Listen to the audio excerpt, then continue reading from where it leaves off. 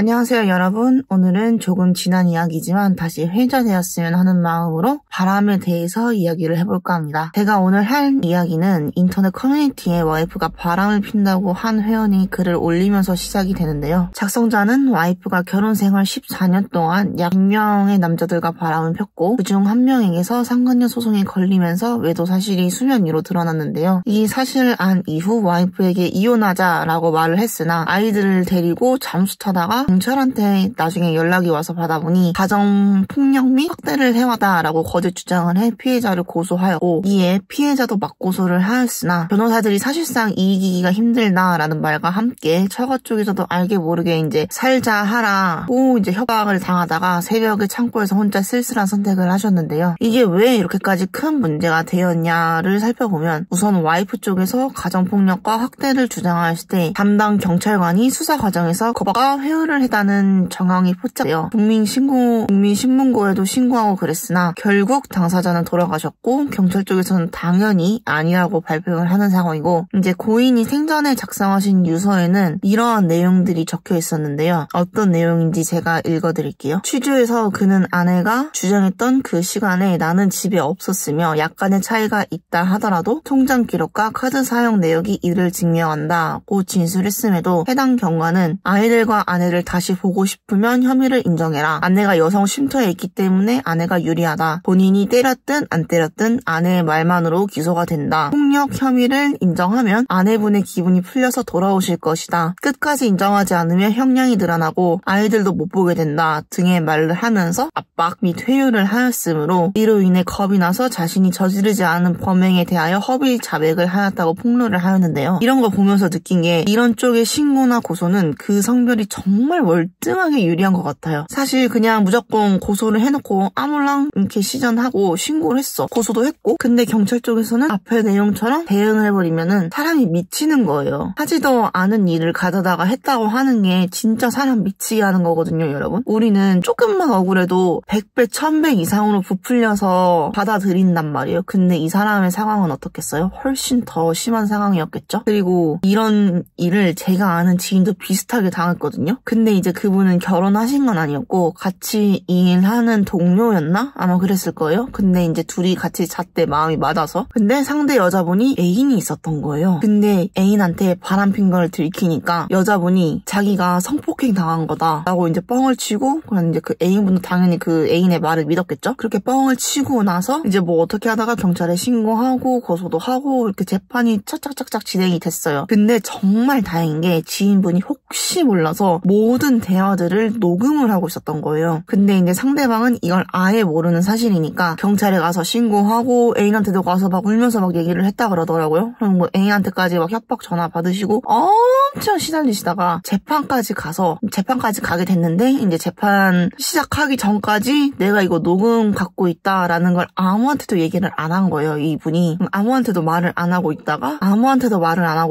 이야기를 한 거죠. 자기 녹음 파일 저장해둔 거 있다고 이거 한번 들어보자 해가지고 이제 법원에서 그걸 딱 틀었대요. 그러니까 이제 그 자리에서 바로 상대방 분이 기소당하셨다라고 이제 얘기를 하더라고요. 그리고 여기서 끝나지 않죠, 여러분. 여기서 절대 끝내면 안 돼요. 당연히 무고죄로 맞고서도 같이 진행을 하셨다라고 이제 이야기를 해주시더라고요. 근데 너무 소름 돋지 않나요? 오죽하면 노래 가사에도 녹음기 들고 다닐 것이라는 가사를 쓰겠어요. 이런 거 보면은 요즘 무고죄도 처벌이 강해져가지고 다행이라고 저는 생각을 하거든요. 안 그랬으면 이제 더 영악하게 걸고 넘어지는 사람들이 많아가지고 피해자분들이 되게 많지 않았을까 싶어요. 흔히들 물렸다고 하죠, 이제. 그리고 이제 다시 이야기로 돌아와서 고인이 돌아가시기 전에 아내 외도 증거들을 클라우드, 트위터에 다 업로드를 했는데 정말 충격적인 게 어플을 통해서 남자들을 만나고 그 남자들과 관계를 가지면서 심지어 한 명이 아니라 여러 명과 만나면서 집단으로 관계를 하거나 불법 토토 등 여러 가지의 문제가 있었을 뿐만 아니라 카톡 내용도 같이 공개가 됐는데 너무 충격적이어서 따로 읽지는 않고 사진으로 대체를 해드리겠습니다. 이런 카톡을 보고 이런 상황을 계속 이제 듣다 보면은 여러분 사람을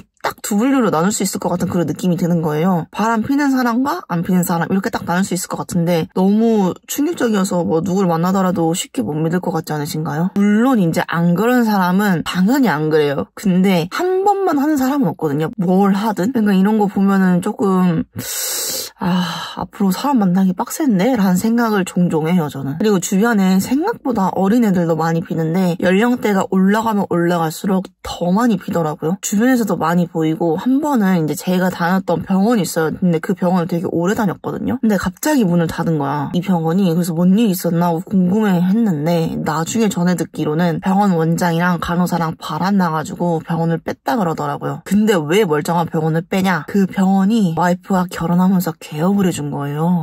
와이프가 돈이 많았던 거지. 왜 의사들이랑 결혼하려면 열쇠 3개를 들고 와야 된다고 하잖아요. 근데 그 3개를 다 들고 왔었나 봐, 진짜로. 근데 이제 어린 간호사였을 거예요. 거기에 이제 간호사 2분이 계셨는데 아마 어린 간호사분과 이제 바람이 나가지고 병원 문을 닫았다라고 이야기해 주시더라고요. 그리고 이제 제가 병원을 오래 다녔다고 했잖아요. 그 와이프분 얼굴도 병원 다니면서 이제 몇 번 보고 애기도 봤는데 참 안 됐더라고요. 그리고 이런 얘기 들을 때마다 진짜 좀 씁쓸해지더라고요. 그리고 이제 제가 아는 지인 중에서도 남자친구가 타지에 가 있는데 자기 외롭다고 어플할까? 아니면 클럽 가서 원나잇 할까? 라는 이야기를 한 지인도 있었어요. 근데 저는 이런 이야기를 하는 게 그만큼 주변에서 쉽게 사람을 만날 수 있는 수단이 생겼고 또 예전처럼 성에 대해서 쉬쉬하는 분위기가 아니라 많이 개방돼서 그러는 게 아닌가 싶어요. 제 개인적인 의견으로는. 그리고 사실 앞에 이야기들처럼 뭐 100명을 만나든 집단으로 만나서 하든 만나는 사람이 없으면 사실 상관이 없어요, 여러분. 이런 문제들에 관해서는 혼자 살면서 저러면은 누가 뭐라고 해요. 아무도 신경 안 쓰고 아무도 관심을 안 가져줘. 그냥 이제 자기들끼리 그냥 그 나물에 그 밥이라고 아주 딱 그 무리에서 노는 거예요. 그냥 돌려먹고 막 이러는 거예요, 그냥. 근데 이제 문제가 되는 게 만나는 사람이나 가정이 있는데 저러니까 문제가 된다고 생각을 하거든요. 그러니까 정 그렇게 하고 다니고 싶으시면은 깔끔하게 헤어지고 이혼하시고 그러고 하세요. 아시겠죠? 그리고 제가 모든 영상에서 항상 이야기하지만 절대 억울한 일이 있다고 살자? 절대 안 돼요. 내가 왜 그래야 돼? 나한테 피해를 준 거는 상대방들이지 나는 피해자야. 근데 이게 내가 죽으면 이 고통이 끝날까? 라는 마음으로 이제 너무 괴로우니까 그런 선택을 하는 것도 알고는 있어요. 근데 아니에요. 개똥밭에서 굴러도 이승이 좋다고 무조건 살아있으셔야 돼요, 여러분. 아시겠죠? 그럼 다음 영상에서 만나요. 안녕.